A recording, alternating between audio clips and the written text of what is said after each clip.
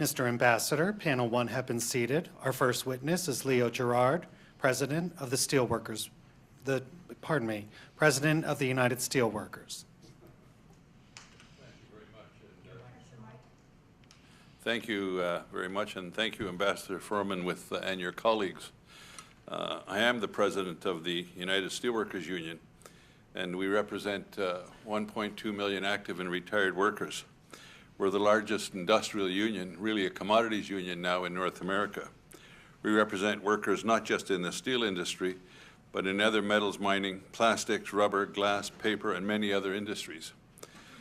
This hearing is focused primarily on the steel industry, but let me say that America's manufacturing industries are under attack from China in particular, but other countries as well, from global overcapacity in aluminum, paper, glass, rubber, tires, chemicals, and you heard about solar, also in refining, shipbuilding, and many others, the chemical industry.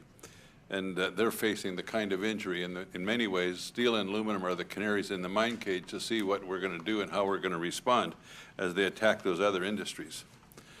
I want to correct the record that's been said in the last panel a couple of times. I did want to correct members of Congress in front of them, but it's not 12,500 of our members that are laid off, it's 13,500. In addition to that, we know that there's 2,000 unrepresented workers from the management side that have been laid off as well in the steel industry. And to me, this is a crisis. This is a crisis that needs action. President Obama stepped forward and took action when many people were telling him not to in the auto sector. And as you heard from Senator Brown and Senator Portman and Senator Klobuchar, the steel industry is an integral part of the auto industry. And it's now time for the President to lead and the administration to lead on finding resolutions to the issues in the steel industry. Last week, we had to file another anti-dumping and countervailing duty on cut-to-length plate. We now have had more than several AD/CVD pending cases, and we're winning all of those cases. And people will say, well, why do you win those cases? We win them because all we have to do is prove China's business model.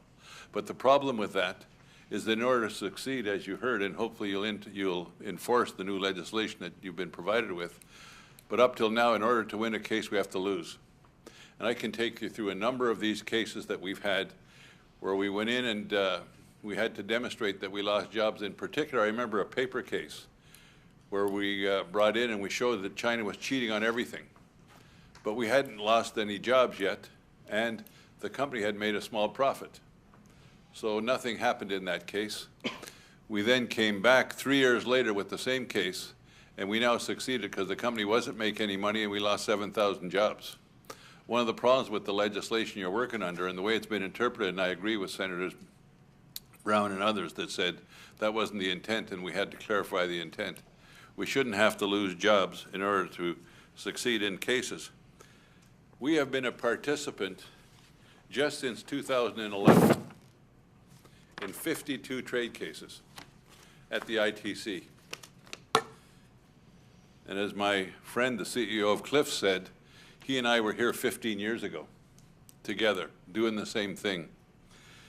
The fact is that those 52 trade cases that we've participated in shouldn't have to be done by the private sector. And in fact, USTR and Commerce need a substantial increase in their staff, and they need to take the lead as the administration of enforcing an already weak law, but taking the lead in enforcing it. I did a rough calculation from what I surmise. Those 52 cases have cost the private sector somewhere between $100 and $125 million just to process. That's money that I'd much rather spent on our members. Or much rather be spent on improving facilities in the workplace. As I said, in order for us to succeed in a trade case, we have to first prove we've lost jobs. And I guess, I don't want to be too critical because, in fairness, the administration, USTR, and Commerce have been reasonably aggressive in helping us in enforcing cases, much more than previous administrations. But the reality is that it's time now that we do something substantial It's time now to send the message that we're not going to have to keep coming back case after case, year after year for 15 more years. And in fact, the administration will say that they've created over 900,000 manufacturing jobs since the financial crisis. And I agree that that's a pretty good number. But the reality, it only represents 40% of the jobs that were lost since the financial sector. And part of the reason we're having this difficult time growing the industrial base of the country with families supporting jobs is the very fact that we're under attack. They understand our trade laws. They understand that if we file a case and succeed, they can sit in the woods or they can try a diversion. And after 3 years, there'll be a review, possibly, or maybe no review, and then they'll do it again. Again, I don't want to talk just about the steel industry, but I want to point out that the steel industry is the canary in the mine cage. We filed a case on tires. We succeeded. The President helped us, a 421. The ambassador helped us do it. After 3 years, the remedy expired. Within 6 months of that expiration of the remedy, the Chinese put 50.7 million tires into our market in 6 months. Don't tell me they produced those tires as they were shipping them.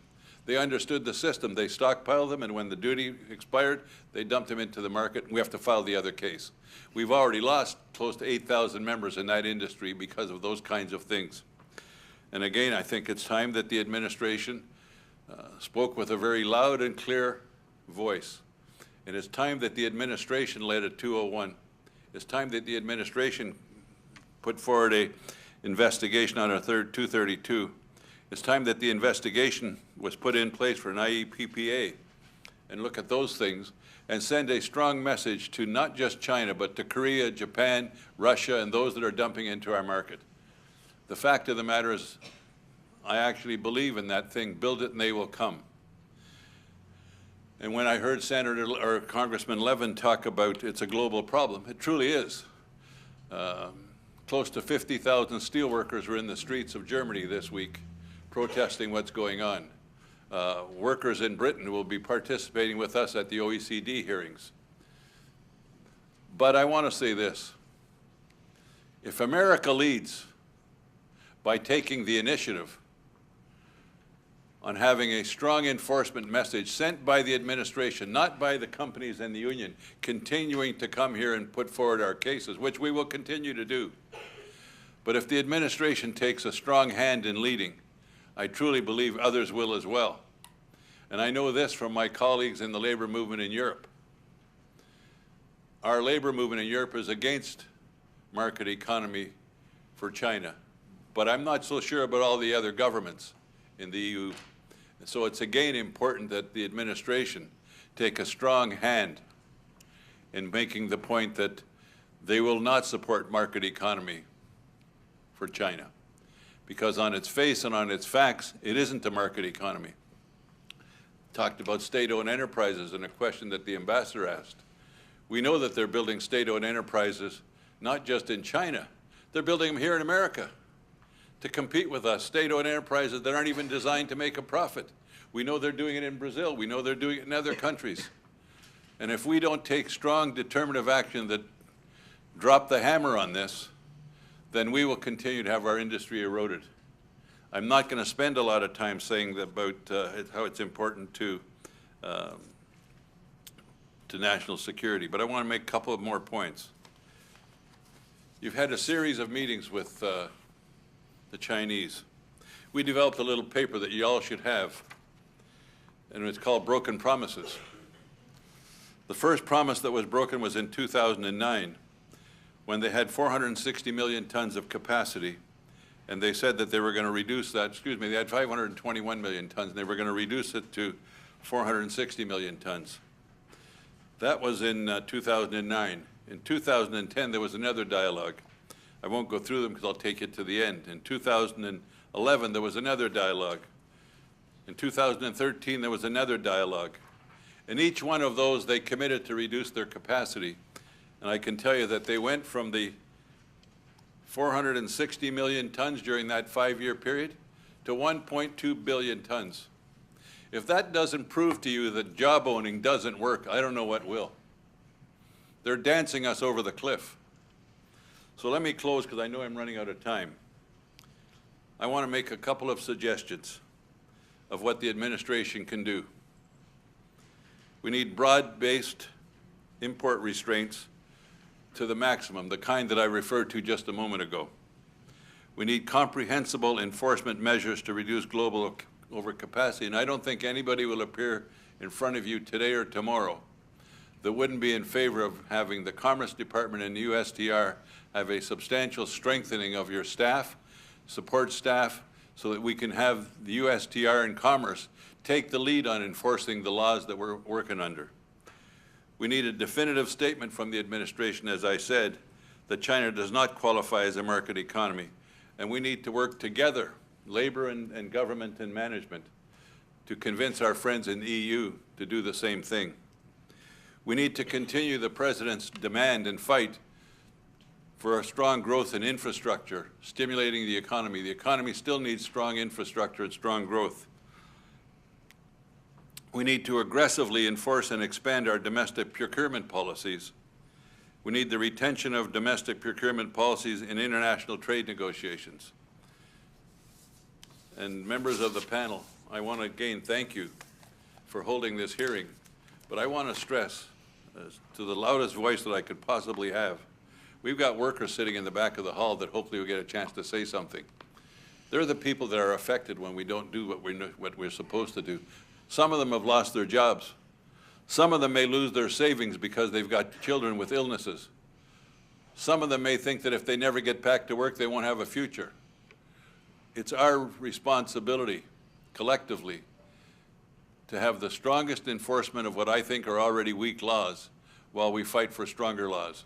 It's our responsibility to demand that the Commerce Department and the USTR's office be strengthened with more staff that are able to pursue these trade cases without having us to bring them to you and having our employers spend millions of dollars doing it. So thank you very much, and at some point I'm happy to take questions from one of you or all of you.